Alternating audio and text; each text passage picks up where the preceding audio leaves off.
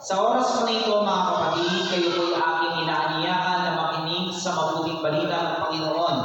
At ito po'y hahangunin natin sa Ebanghelyo ayon kay San Juan, Kabanata 12, talata 24. I am telling you the truth, a grain of wheat remains no more than a single grain, unless it is dropped into the ground and dies. If it does die, then it produces many grains. Sa ating pong sariling wika, sinasabi ko sa inyo ang totoo, malibang mamatay ang isang butil ng trigong itinanim sa lupa,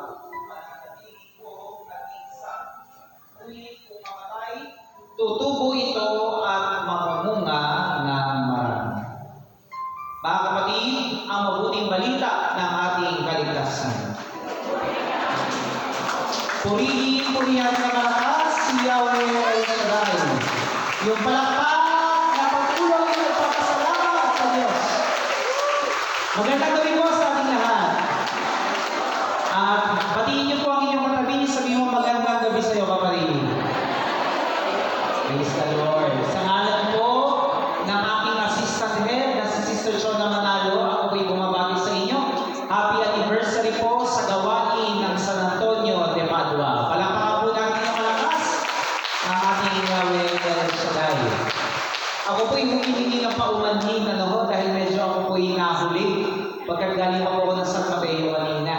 Dahil may anniversary din po doon kanina. Kasi po, 3 ang anniversary nangyayari ngayon sa Rizal. Una po sa may San Mateo, pangalawa po sa may Binangonan, at pangatlo dito po sa San Antonio de Padua. Last year, di po ako nakarating sa inyo, kaya ako'y bumawi na makarating po dito, at ako'y nagagalak sapagkat napakadaming anak ni Yahweh El Shaddai dito po sa parokya nito. Praise the Lord. At isang malaking kagalakan na makarating po sa inyong gawain. Sa oras po ito, mga kapatid, itaas po natin ang ating mga prayer request at ang lahat ng ating daladalahan. And I know the Lord will answer all our prayers.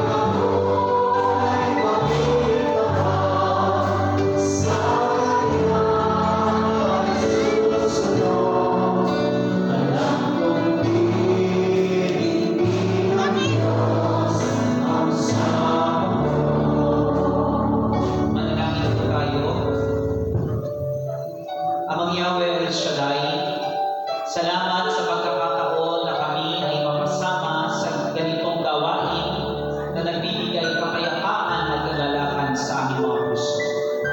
Ngunit bukod sa aming mga natatanggap, bukod sa aming pong nararamdamang mga maganda, dalangin namin na nawa po ay baguhin mo ang aming mga buhay. Dalangin namin na sa bawat araw ay maging katulad kami ni Kristo. Yamang ito ang layunin ng aming mga buhay. Ang makilala ka, Jesus, ang mahalin ka, Jesus, ang paglingkuran ka, Jesus, nang sa gayon ay maging katulad ka namin, Jesus. Ama, kami po'y naniniwala na kung pagsusubakitan namin una sa lahat ang iyong kaharian at ang iyong kalooban, ang lahat ng aming pangailangan ay idaragdag mo na lang sa amin. Kaya sa oras na ito, ating dalangin, baguhin kami ng iyong salita nang sa gayon kami ay maging answered prayer. Maging answered prayer, maging answered prayer. Sa ngalan ni Jesus, naming Panginoon, Amen at Amen. Ating pong ibaba ang ating pong mga daladalahan. At malaya po na ang mga kamay ay itaas, pumapalakpak kay Yahweh El Shaddai. At sabihin ako po ng tatlo, maaari na po kayong nakaupo. Usa, duha, tulo. Praise the Lord. Pagpapakan pa natin patuloy si Yahweh El Shaddai. Praise God. So, minsan pa po, magandang ulit sa aming lahat. Mga kapatid, bago po kayo magsimula, nais ko pong iyak namin sa presence, syempre po ng ating pong disciple in charge, Brother Mark Rombano, ang ating mga brigade coordinator, si Nanay Jaime Cada. Gaydi po, nandito rin po yung ating temporary secretary treasurer, Nanay Nitz Mercado, at ang brigade coordinator po ng Lower Antipolo, si Nanay Sol Trinidad. Palapakan natin ang Panginoon. Pagod natin ang Diyos. Hayaan niyo kong simulan ang ating paksa sa pagsasabi ng paumanhin. Sabihin ko paumanhin. Paumanhin po sa inyo, especially sa mga manggagawa, bukod sa ako'y nahuli, ako po yung hihingi ng paumanhin pagkat last year ay hindi po ako nakarating sa inyong gawain. Alam niyo po, if I'm not mistaken, last year, naglalagay ko set up, may tatlo rin gawain na sabay-sabay nagdakos. So kaya po kailangan ko mamili ng isa. Hindi ko naman po pwedeng putulin ang aking mga katawan at hindi naman pwede po akong pumunta doon. So kailangan ko mamili ng isa. So kaya po, noong time na yun, wala akong napili. Para pantay-pantay. Last year po kasi ay alis yung flight ng aking pong sister wife patungo po ng Australia sapagkat siya po yung pinadala doon ni Brother Mike. So bilang ako'y asawa, syempre inuna ko muna yung aking asawa. So kaya po wala po akong napuntahan doon sa mga anniversary last year. Kaya po minsan pa po, humihingi ako ng paumanhin pagkat di po ako nakarating. Pero salamat sa Diyos, ako po'y nakabawi, magamat galing ng San Mateo, nakahabol po sa inyong anibersaryo. Kaya salamat sa Diyos sa kanyang pag-iingat. Praise the Lord. So ngayon mga kapatid, napakinggan po natin ang mabuting balita ng Panginoon at napakaliklik ng ating pong ebanghelyong ginamit. John chapter 12, verse 24. Sabihin po, memorable. Ang taas ang kamay ng mga nakakaalala. Nakakaalala. Yan. Yung mga di nagkataas ng kamay, mga may amnesia, hindi makaalala. Okay, praise the Lord. Alam niyo po mga kapatid, mahalaga sa pag-iral ng isang tao ang alaala. Alam niyo po kung bakit? Kasi po ang hirap pag wala ka ng maalala. No? Ang hirap pag wala kang matandaan. No? Kilala niyo po sa mga nanay, I'm sure kilala niyo ito. Kilala niyo po si Caridad Sanchez. Si Caridad Sanchez, if I'm not mistaken, siya yung nagkaroon ng dementia. So, pag may dementia, hindi ka na makaalala. No? Maski anak mo, di mo na makilala.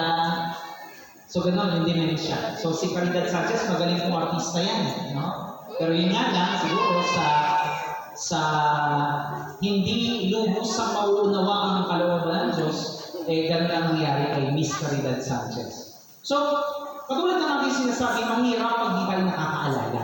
Pero salamat sa Diyos sapagkat binigyan tayo ng regalo ng alaala o memory. Alam niyo po, kapag naririnig ko po itong John chapter 12 verse 24, ulitin nga po natin ulit yung pagbasa para po di natin makalimutan. Taas mo ang inyong kamay, ilagay niyo po sa inyong ulo.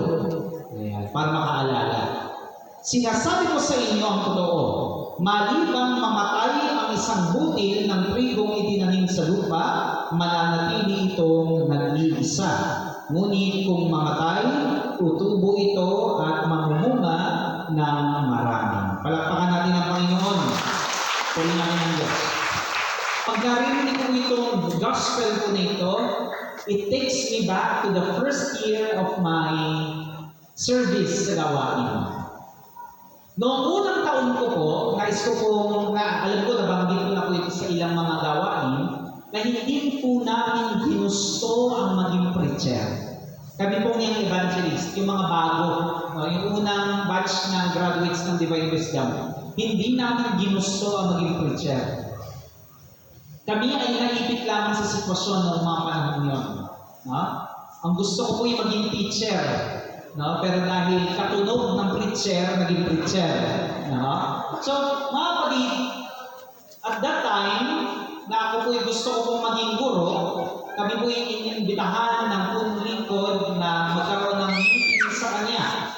At isa lang ang tanong ni Brother Mike, gusto niyo ba maglingkod sa Diyos? Siyempre, ang sagot ay Amen. Sino bang hindi kay Brother Mike? So, Amen kami. Pero di namin alam na ang paglilingkod pala na tinutukoy ni Brother Mike ay pangangaral ng salita ng Diyos. So, dahil narinig ko yun, parang gusto kong mag-back out. Gusto kong, kasabi ko, hindi ako para dyan. Pero minsan, mayroong isang nagsabi sa akin, Justin, sabi niya, huwag mo munang pahindian ang punong lingkod. Sabi niya. Si Brother Mike minsan lang magpaanyaya. Huwag mo muna siyang pahindian. Bigyan mo ng panahon. Umuo ka muna. Magbigay ka ng 6 na buwan, 1 taon. Tingnan mo, i-discern mo kung para ka dito sa gawain ito. Kung sa tingin mo, hindi ka para dito, umalis ka na. Pero kung sa tingin mo, nandito ka, tinawag ng Diyos, magpatuloy ka.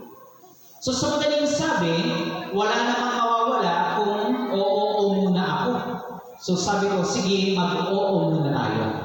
Hanggang sa ako po ay naglingkod sa Panginoon at ngayon po, taon na ito, ipinagdiriwang po namin yung evangelist ang aming pong ika-9 na taon ng paglilingkod sa gawain ng Diyos. Alam niyo po, kung ikukumpara yung aming taon sa taon ninyo, bata pa kami. Wala kaming binatbat sa dami ng taon ninyo. No? Pero isa po ang alam ko, tulad ng sasabihin ng gospel ngayon po, darating na linggo. Huli ka man tinawag, una ka man tinawag, ang mahalaga, ikaw ay tinawag. At ang mahalaga, nakatugon ka sa panawagan. Una ka man tinawag, huli ka man tinawag, ang mahalaga, manatili kang tapat. Sapagkat ang nananatiling tapat hanggang sa wakas, ang siyang maliligtas. Palakpakan natin ang Panginoon. So, kami po yung nag-discern. Nag-discern po kami kung para ba kami talaga sa preaching force. Ito yung gospel na ginamit ni Bishop Bacani nung kami nire-retreat. Taas po ang kamay, meron kong gagawin desisyon ngayon. Meron po ba kayong desisyon na gagawin sa mga susunod na araw na kailangan niyo po ng payo mula sa Diyos? Okay, ngayon, sabi po ni Bishop sa amin ay ganito. Mayroon pong mga certain indications or senyales na ang Diyos ay tinatawag ka para sa isang bagay. Meron siyang binigay na 2 sa amin.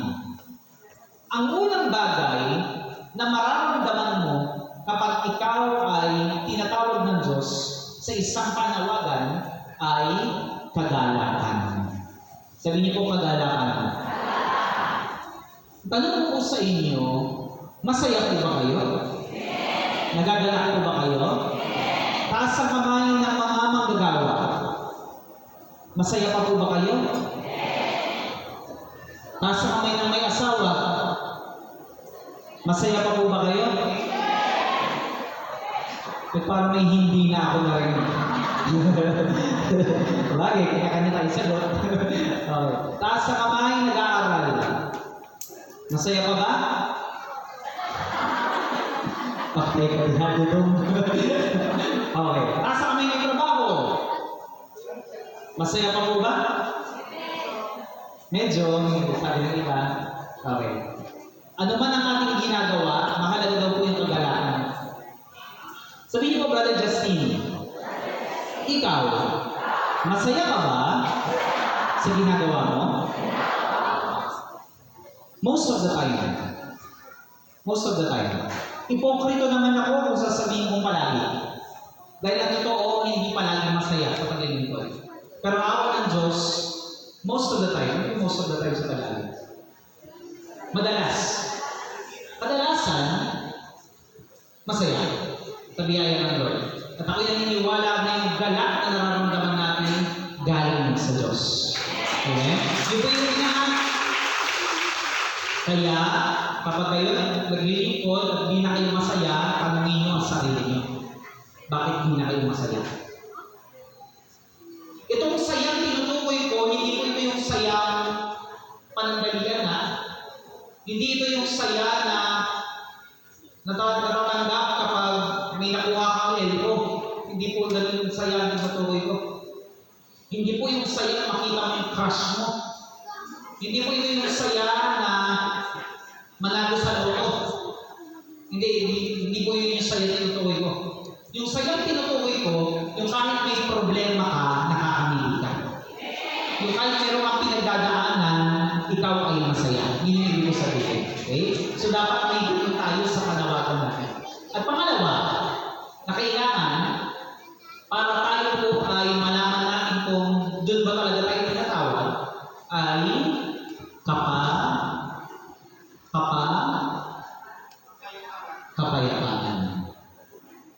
Kapayapaan. Sabihin niyo po kapayapaan. Peace. Shalom. Yan. Yan po yung tinutukoy ko.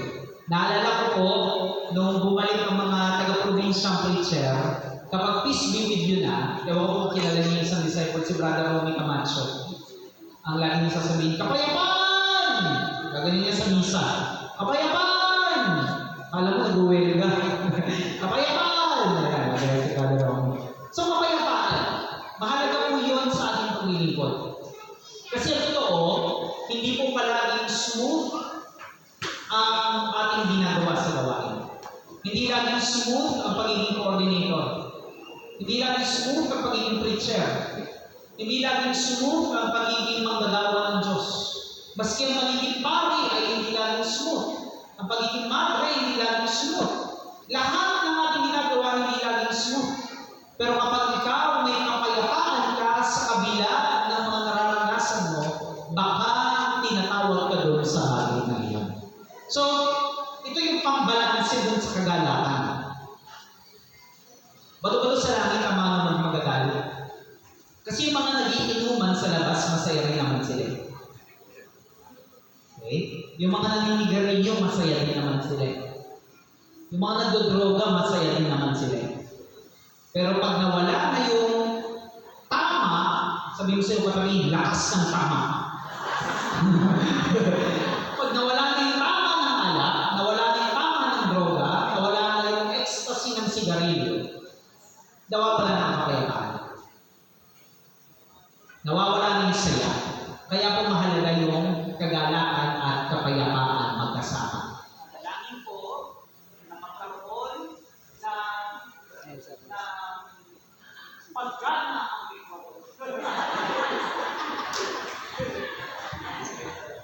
Palakpakan natin ang Panginoon.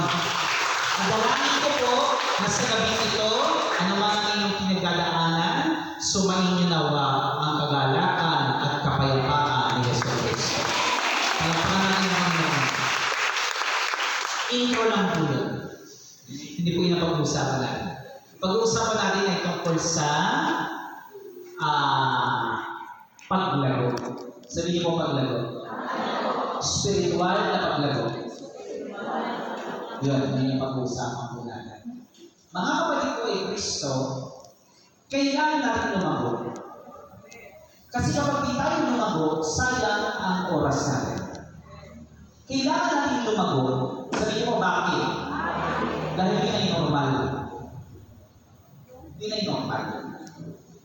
Pag hindi ka lumalago, hindi ka normal. Amen? Okay. Amen. For example,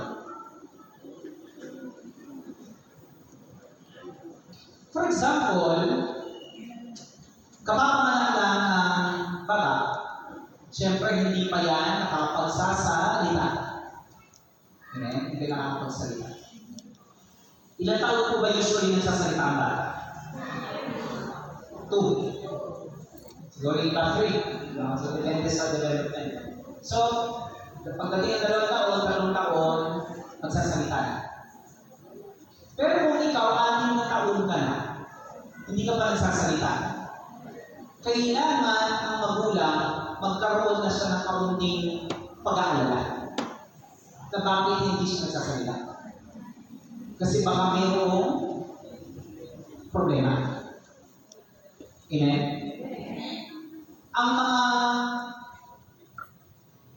mga kaibigan ng kaklase mo, malalaki na. 4 feet, 5 feet, pero yung anak mo, 2 feet pa rin. Mayroong hindi tama. Okay? So kaya po mga kapatid, mahalaga na tayo ay lumalago. Kasi tayo po ay tinatawag ng Diyos para lumago. Sabi sa isang bahagi ng Ebanghelyo, tayo ay tinatawag para mamunga. Sa makatuwid, kapag tayo walang bunga sa Diyos, alam sabi sa John 15, tayo ay putol. Sabi ko sa iyo, katabi kapatid, anong gusto mo? Putulin o putulan?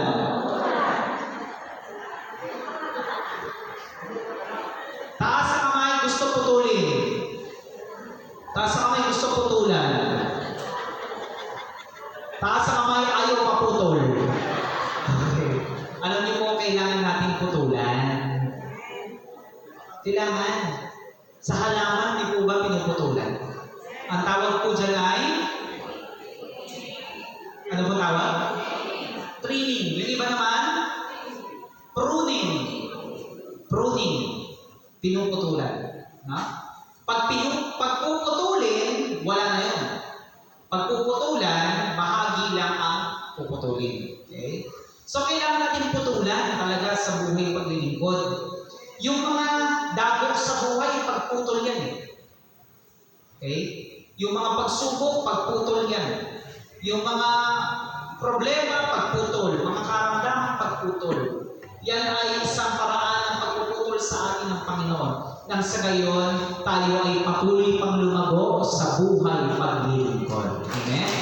So, mga kapatid, na pag-uusapan natin, ano mga senyales na lumalago na tayo sa pananampalataya? Ito, ilan lang po ito. Ilan? Some of the signs that we are growing in faith. So, kailangan mayroon tayong mga senyales para makita natin kung lumalago tayo sa pananampalataya. Nang sa gayon, kung wala pa tayo nito, humingi tayo sa Diyos. Amen? Ilang taon na po ba sa Antonio de Padua? 30 taon. Kailangan na po talaga natin lumago. No? Kailangan lumalago tayo. Okay? So, magbibigay po ako ng ilan sa mga bagay na kailangan makita sa atin. Nang sa gayon, masabi natin sa ating sarili, salamat sa Diyos. Pakisabi nga po, salamat sa Diyos. Lumalago ako. Palakpakan natin ang Panginoon. Una, ang unang senyales na lumalago ka sa pananampalataya ay meron ka ng commitment. Sabihin niyo po, commitment. Ano pong Tagalog ng commitment? Wala. Walang direktang salin. Ano? Wala. Pero ang pinakamalapit siguro ay pagiging tapat. Tapat sa pangako. Commitment. Committed. Okay. Taas po kami na may asawa. Pag kayo po naging tapat sa inyong asawa, you are being committed. Okay?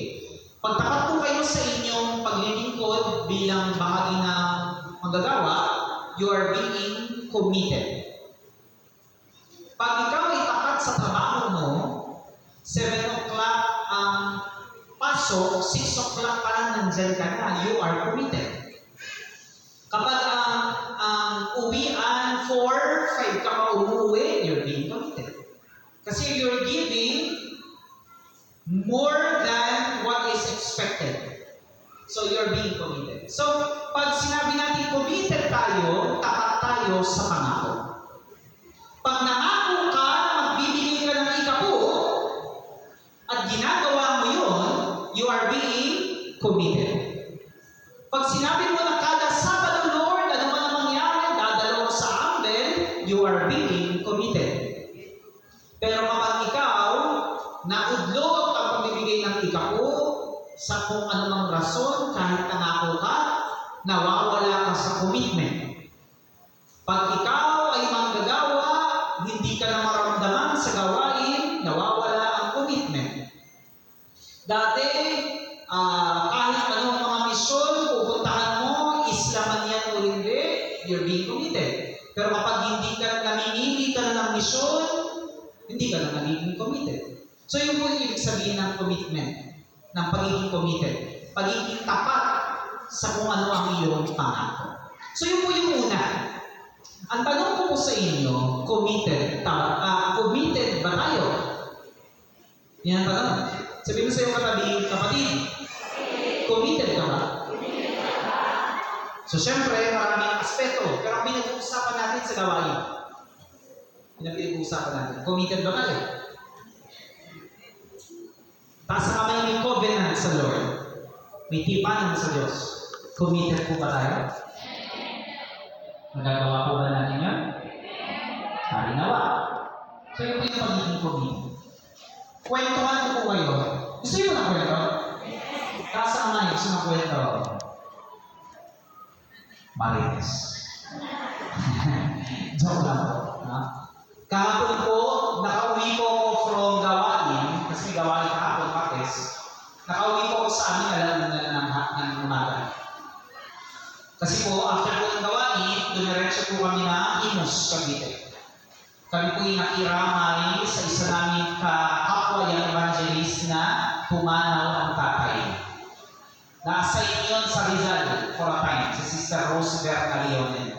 Yung tatay niya pumanaw sa biyaya ng Lord. Alam niyo po, yung taong yun, si Sister RV, yung tawag namin sa kanya. Committed yun. Ay, pagyamak ko siya sa inyo. Committed po yan.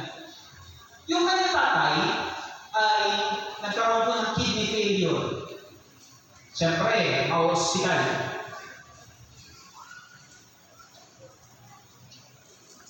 Ang isang ordinaryong tao, pag na-hospital ang mahal sa buhay, malamang hindi naman na-a-attend ng gawain. Brad, sis, excuse mo na ako kasi yung tatay mo sa hospital, hindi naman ako makaka-attend. By which, understandable, siyempre, kailangan mo na yung pamilya. Pero laging gulat ko, dahil ng workers enhancement nitong September, nandun si Sister Arby. Nandun siya sa gawain kahit yung tatay niya nasa ospital. Meron naman siyang kapatid na nagbabantay po doon. Pero yung the mere fact na meron kang pinagdadaanan pero nasa gawain ng kapatid, yun ay nagpapakita committed ka kay El Shaddai. Amen. Amen. Kahapon, dumating po kami doon sa kapilya, kami po yung service. Ako yung bigay ng kaunting talk ng kaunti. So ngayon, nakausap ko po yung kanyang nanay, si Sister Edna. Yung asawa mo ng pumanaw. Sabi ko kay Nanay Edna, sabi ko, nanay, bili po ako sa inyong commitment. Kasi, pumanaw ang kanyang asawa Friday evening. Saturday kinabukasan, dumalo pa rin ng gawain. Dumalo pa rin ng gawain. So, yun ay pagpapakita ng commitment na hindi nakabase sa kung ano ang sirkumstansya kung ako'y aatin o hindi. Aatin ba ako o hindi? Kumukuha ng bulaklak, aatin ako o hindi? Aatin ako o hindi? Aatin ako o hindi? Hindi ako aatin, lalo na ako aatin. Hindi ganun. Alam niyo po, ang taong committed, walang pakialam kung umuulan o umaaraw. Ang taong committed, umulan o umaraw, dadalo ng gawain. Amen. Ang taong committed, may kuryente sa walang kuryente sa gawain, atin. Ang isang taong committed sa gawain, may pera o sa wala, atin. Kasi pwede namang maglahat. Ang taong mayroong pananampalataya committed sa gawain, kahit ano nangyayari sa kanya, aatin pa din sa gawain. Si Brother Rafi, naalala ko po,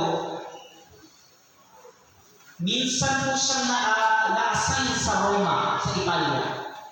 At pumanaw po yung kanyang, if I'm not mistaken, nanay o tatay. Siyempre, bilang isang anak, gusto mo makita man lang sa huling sandali yung iyong magulang. Siya nagpaalam kay Brother Mike, Sir, pwede po bang umuwi para ipaglibing yung aking nanay o tatay? Ang sabi ni Brother Mike, pag umuwi ka ba, Brother Rafi, mabubuhay din nanay o tatay mo. Ang sabi ni Brother Rafi, alam niyo po, ano po sagot? Hindi. Hindi po, sir. Ipaubaya mo na sa patay ang kanilang mga patay.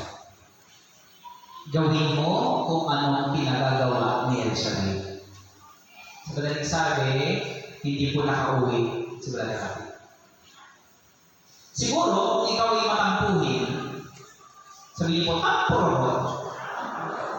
Siguro maglalabas ka ng, magtatanim ka ng sama ng loob. Pero kapag ikaw ay committed sa gawain, uunawain mo kung ano ang iniisip ng iyong superior, tulad ni Brother. Iisipin mo kung ano tumatakbo sa isip ni Brother. Hindi ka magtatampo, kundi sasabihin mo, siguro may nakikita si Brother Mike na hindi ko nakikita. Ako ay magtitiwala, yaman ang Diyos ay Diyos ng kabutihan. Amen? Ang tanong ko po sa atin, committed ba tayo? Na-request lang, nangihingan. Hindi, brother, ang dami nilang masasakit na salita sinasabi sa akin. Yung mga apostol na, pinupugutan ng ulo. Ikaw na marites ka lang, nangihina ka na. Nakikinig po kayo. Alam niyo po yung mga pinagdadaanan natin, kung ikukumpara natin sa pinagdaanan ng mga naunang Kristiyano, wala sa katiting yung mga pinagdadaanan natin. Kaya po mahalaga sa atin, mga manggagawa at mga lingkod ng Diyos, malakas ang ating loob. Sabihin niyo po, resilience. Ako hinihingi ko po yan sa Diyos. Resilience. Alam niyo yung resilience? Yung katatagan ng loob sa kabila ng problema. Katatagan ng loob sa kabila ng pagsubok. Kasi ang totoo, minsan dahil masyadong komportable ang buhay natin, hindi na tayo matatag. Amen? Minsan may mga magulang ako naririnig na sabihin nila, ayaw ko maranasan ng anak ko yung naranasan kong hirap. Sino po nakapagsabi na yan? Alam niyo po, di po ako agree dyan. Naiintindihan ko yung inyong punto, no? Pero ang akin, ipaparanas ko sa anak ko yung naranasan kong hirap. Alam niyo po bakit? Kasi yung mga hirap ang nagpatag sa akin. Kung hindi ko ipaparanas sa aking anak yung mga pagsubok, sila ay mamumuhay na wala lang, kaunting problema, iyak. Kung may problema, depression. Pero hindi. Pag ikaw ay babad sa problema, babad ka sa pagsubok, ikaw ay bibigyan ng kapatagan ng Diyos. Amen? Kaya kung yung mga apostol, yung mga marites, wala. Ibabrush off lang nila yan. Sila pinapatay para sa pananampalataya. So, be committed, mga kapatid. Yun ang hanapin natin sa atin. Lord, lumalago ba ako? Tingnan po natin kung committed tayo. Kung hindi tayo committed, hinihin ang commitment. Dahil kapag tayo ay humingi, tayo ay hinihin. Kung tayo ay committed, salamat sa Diyos. Palakpakan natin ang Panginoon. Pumina natin ang Diyos. Ikalawang senyales na tayo ay lumalalim na sa pananampalataya. Sino pong dumating na anibersaryo ng Teresa? Sino po nakadalo ng gawain sa katedral ng Antipolo? Okay. So, ito po, medyo may idea kayo. Ang pangalawang senyales na tayo ay lumalago na sa pananampalataya ay kapag tayo ay marunong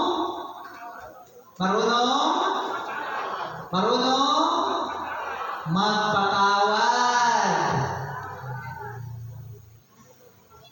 Tahimik po kayo Magpatawad. Yan po ang isa sa mga takalan na tayo ay lumalago na sa pananampalataya.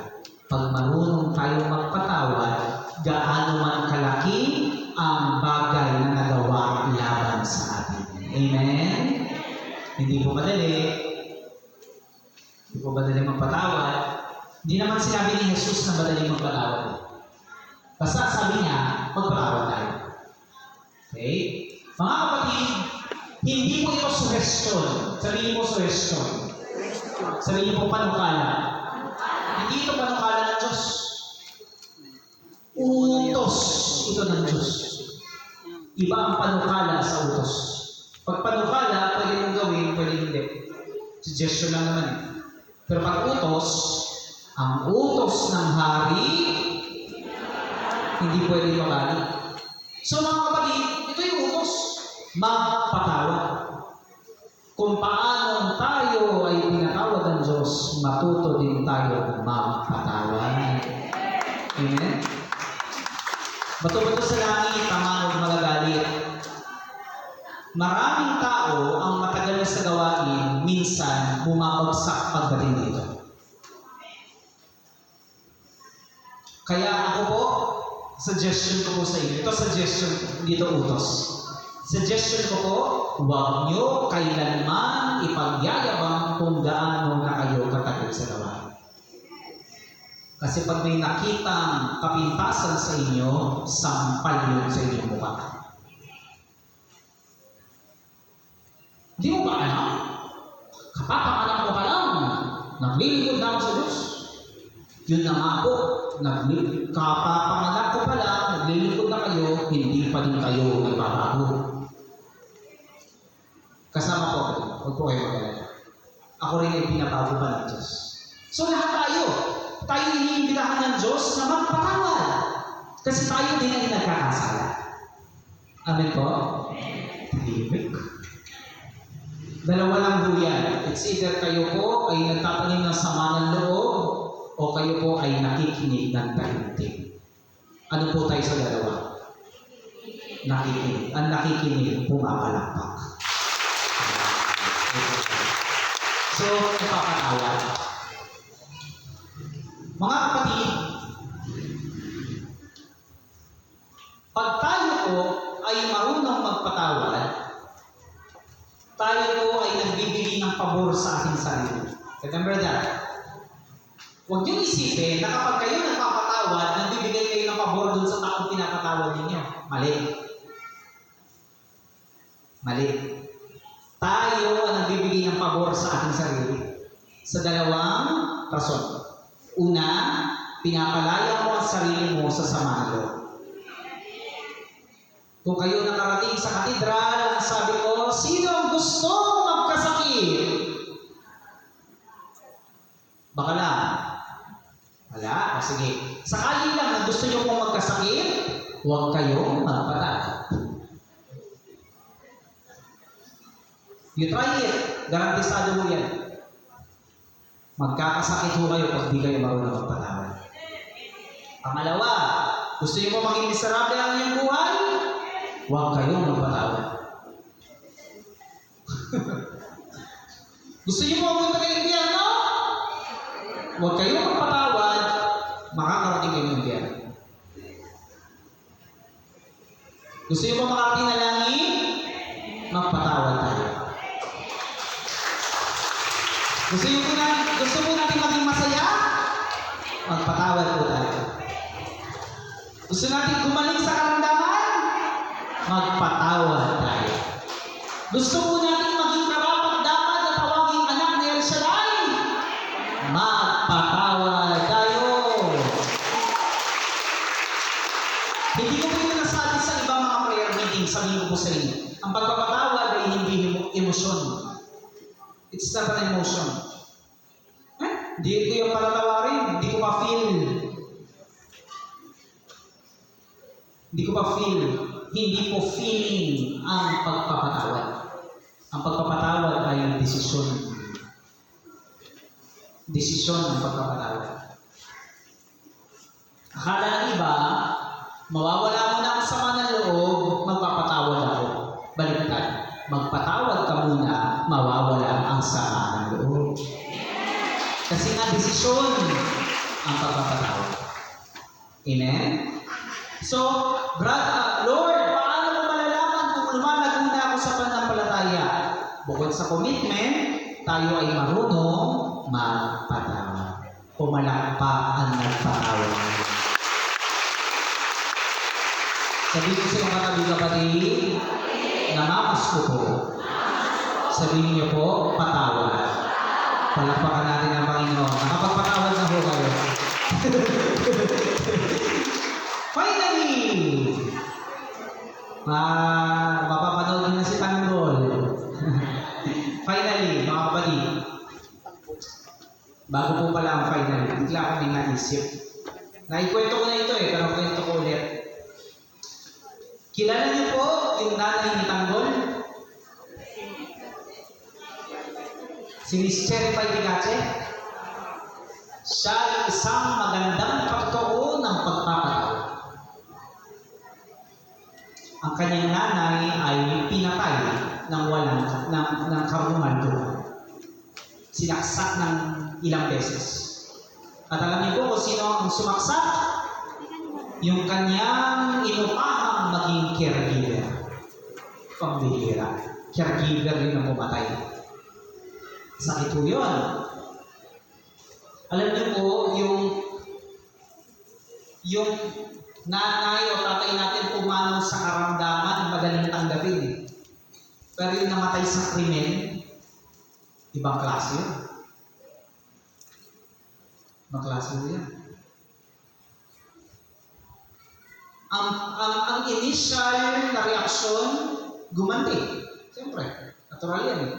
Galit, gumanti. To cut the long story short,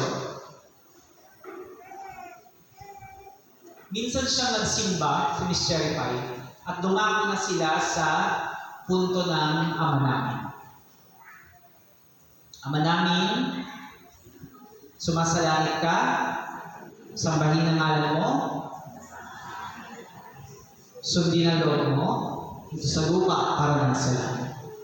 Bigyan mo kami ngayon ng aming kakanin sa araw-araw, patawarin mo kami sa aming mga sala, para na pagpapatawad namin sa nagkakasala sa amin.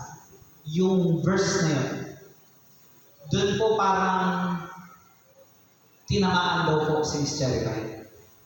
Kasi ang sabi niya sa kanyang sarili, oo, masakit na pinatay ang aking nanay. Pero kung hindi ako mapapatawad, hindi din ako patatawarin ng Diyos. Hindi din ako patatawarin ng Diyos. Kaya nga, sinasabi ko po sa inyo, walang taong hindi nagpapatawad ang nakakarating ng langit. Dahil kailangan mo ang habag ng Diyos para malinis ka sa kasalanan. At walang makakapasok sa langit ni tuldok na dumi. Makakapasok doon, wala. Kailangan puro malinis. At puro lang tayo malilinis kung hihingi tayo ng tawad sa ating mga pagkakasala. At tayo'y patatawarin lang kung tayo ay magpapatawad ng ating kapwa. So, dahil dun sa verse na yun sa ama namin, nagpatawad si Miss Cherry Paipigacho. Hindi po yun basta-basta. Patatawarin mo yung taong pumatay sa iyong nanay at hindi naman humihingi ng tawad. Sakit po yun. Pero dahil si Miss Cherry Pai ay malalim na sa relasyon sa Diyos, kaya nagagawa niya ang mga bagay na imposible. Imposible para sa taong magpatawad sa isang taong nakapatay sa iyong nanay. Pero mga kapatid, sa Diyos walang imposible. Kahit na mahirap, pag sinama mo ang Diyos, magagawa mo ang mga bagay na hindi natin kaya gawin. Amen? Mga kapatid, sabihin niyo po sa iyong katabi, kapatid, last na. Magpatawad ka na talaga. Palapakan natin ang Panginoon. Purihin natin ang Diyos. Finally, mga kapatid, ang pangatlo sa marami. Ang pangatlo sa marami na mga senyales na lumalago tayo sa pananampalataya ay kapag mayroon na tayong kababaan ng kalooban.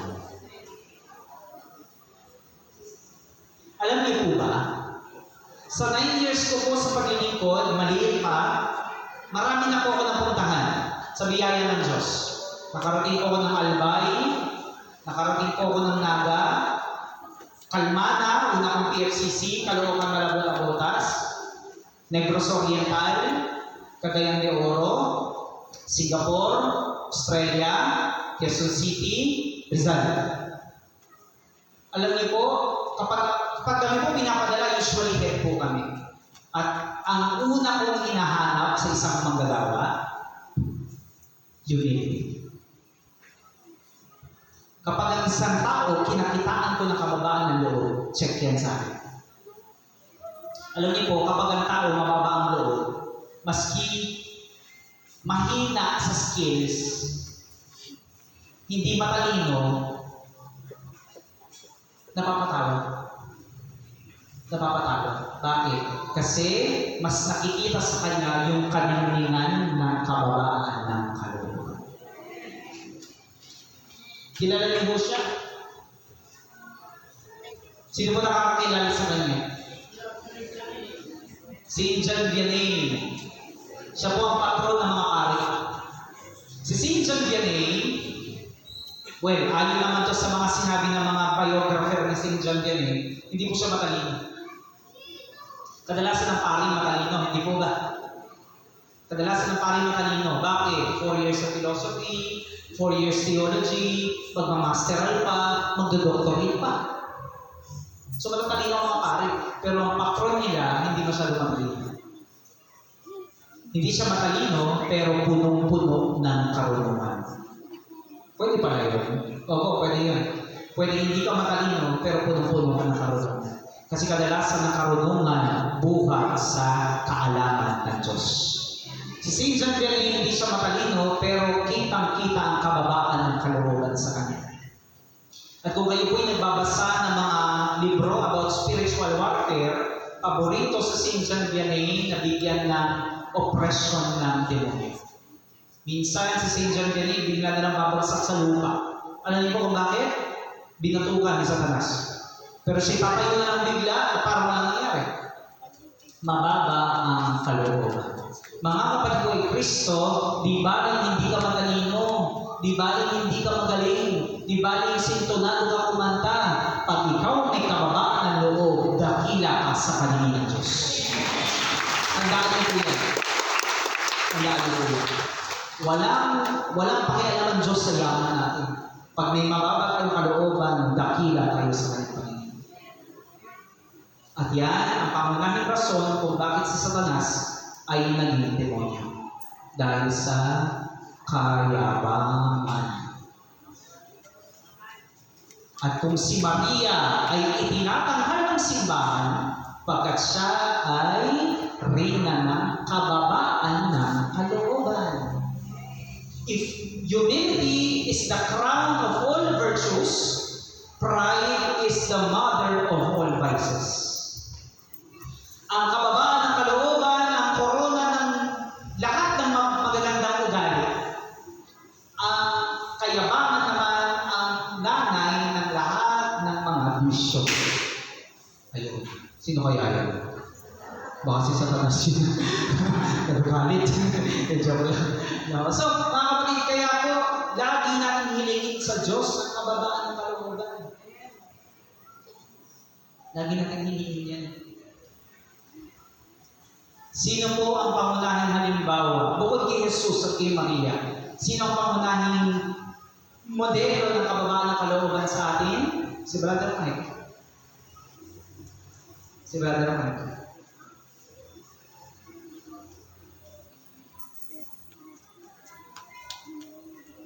Sabihin ko sa inyo kung bakit mababa kalooban ni Brother Mike.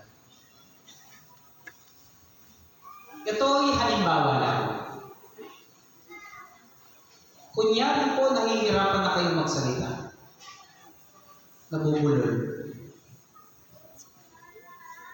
Magsasalita pa ba kayo sa stage?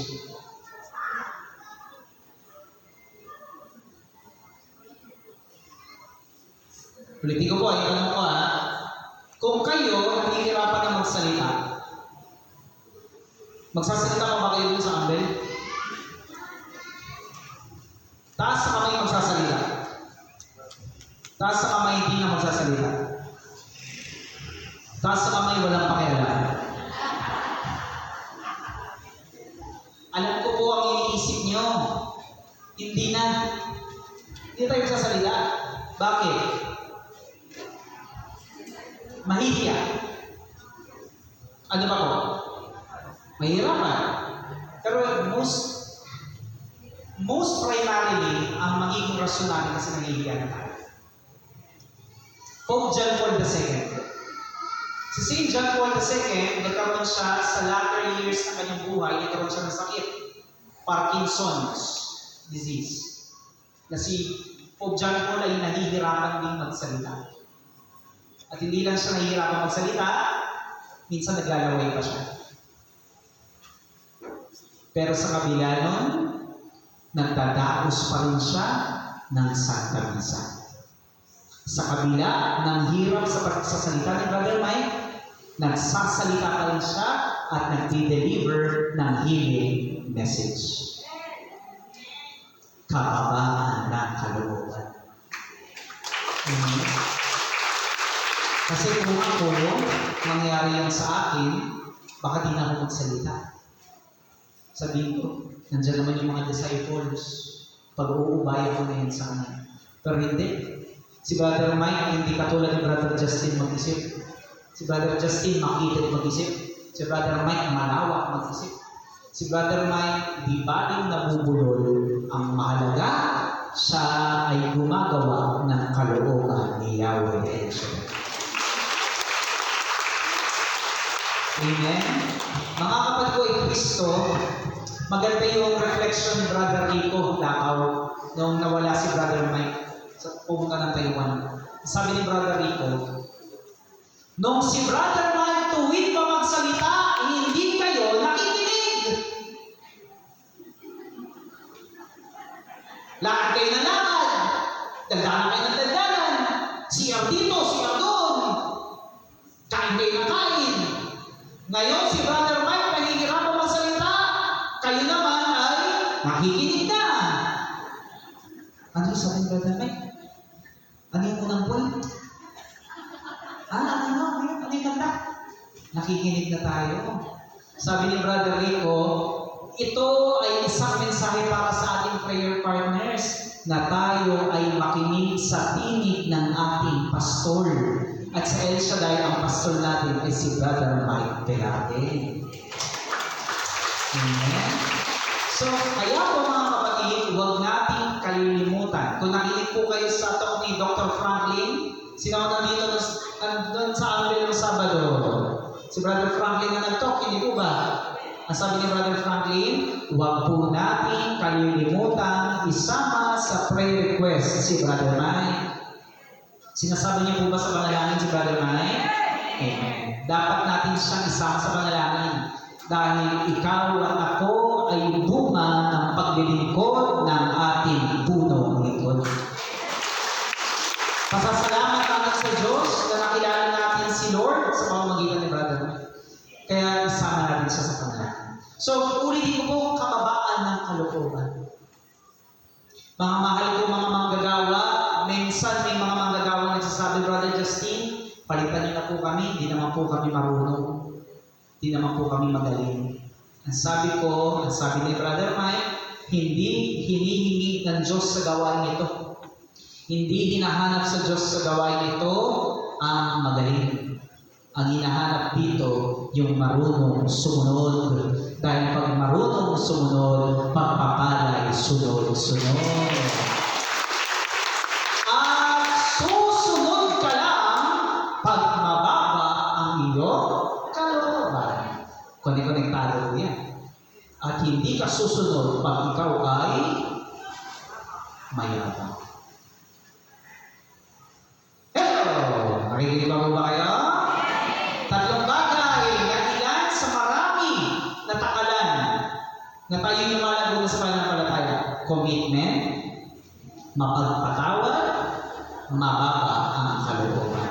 Ating ilalangin ng Espiritu Santo ngayong gabing ito, ipagkaloob sa atin ang biyaya ng commitment, ng pagpapatawad at ng kababaan ng kalooban. Purihin ang Diyos, purihin ang Panginoon. Tayo po ay tumayo sa gabing ito. At sa ating pong pagtayo, inaaniyahan ko po kayo na ilagay ang inyong mga kamay sa iyong puso at ipikit po natin ang ating mga mata.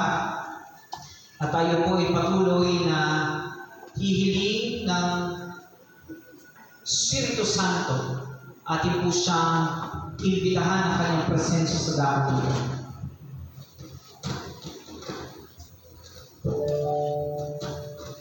Kaya tayo may El Shaddai, kaya po tayo may mga Catholic Charismatic Renewal, may Corpus for Christ, Elim, The Feast. Ang lahat ng ito ay bunga ng Espiritu Santo. Kaya mawawala ng saysay yung ating pagdalo dito kung hindi natin hihingian ng tulong ang banal na Espiritu.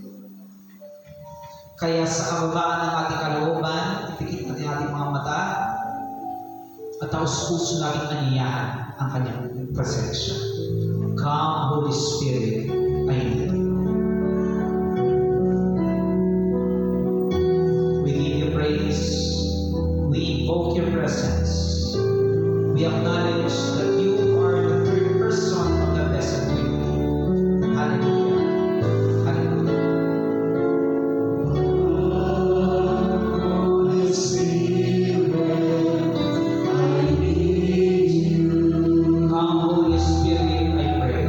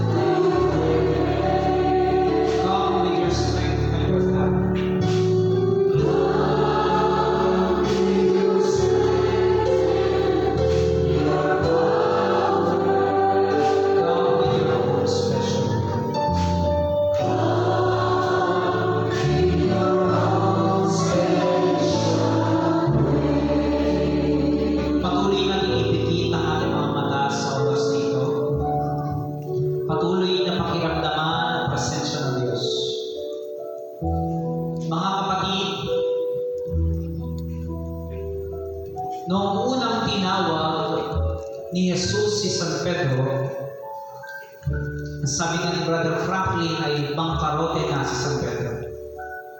Buong magdamag silang ng isda, ngunit ni isa'y wala silang pamilya. Pero dahil sa inutos ni Jesus, ay itinapon niya ang lambat at siya'y nakahuli ng napakadaming isda na halos mapunit na ang mga lambat. Pagkatapos nito'y na-realize ni Pedro na hindi ordinaryo si Jesus. Kaya sinabi niya, lumayo po kayo sa akin pagkat ako'y makasalanan. Kapatid, hindi po pagpupuri at pagsamba ang unang akmang pagtugon sa panawag ng Diyos. Ang unang akmang tugon ay ang magsisi sa mga pagkakasala. Because the Lord is holy and we are wicked. The Lord is pure and we are wretched. Bakit tayo na karumihan dahil sa ating pagkakasala? Ang Diyos naman ang siyang pinagmumulan ng kadalisayan at kabanalan. Kaya kapatid, sa oras nito, inaaniyahan kita sa iyong puso, humingi ka ng tawad sa Diyos. Sapagkat malaya lamang na makakakilos ang Espiritu Santo kung wala ng basura sa iyong puso. Lord, Holy Spirit, descend upon us. Cleanse us of our sins. Remove from our hearts those unnecessary things. Ang ilagay mo lamang sa puso namin ay yung nararapat sa aming puso. Ang mga bunga ng iyong Espiritu. Kami po'y humihingi ng tawad sa lahat ng aming nagagawang pagkakasala, sa isip, sa salita at sa gawa, sinasadya man o hindi sinasadya, taguman o lantaran. Patawarin niyo po kami sa mga bagay na aming nagawa na hindi namin dapat ginagawa. At patawarin niyo po kami sa mga bagay na dapat namin nagawa, ngunit hindi namin nagawa. Linisin kami ng iyong banal na dugo, O Diyos, at dalangin po namin na naway maging malaya ang iyong Espiritu na kumilos sa aming kalagitnaan. Alisin niyo po ang mga basura, O Diyos, poon, galit, hinanakit, tampo, lahat ng ito'y tanggalin niyo po sa pamamagitan ng banal na dugo ni Jesus. At kami naniniwala na kung ang aming puso ay mayroon ng espasyo, malaya na makakakilos ang iyong Espiritu. Kapatid ko ay Kristo, let us ask the grace from the Holy Spirit to give us commitment, to give us a forgiving heart, and to give us a humble heart. In the name of Jesus, sa pangalan ni Jesus, bigyan mo kami, O Diyos, ng grasya ng isang puso committed. Bigyan niyo po kami ng isang pusong mapagpatawad. Bigyan niyo po kami ng isang pusong mababa.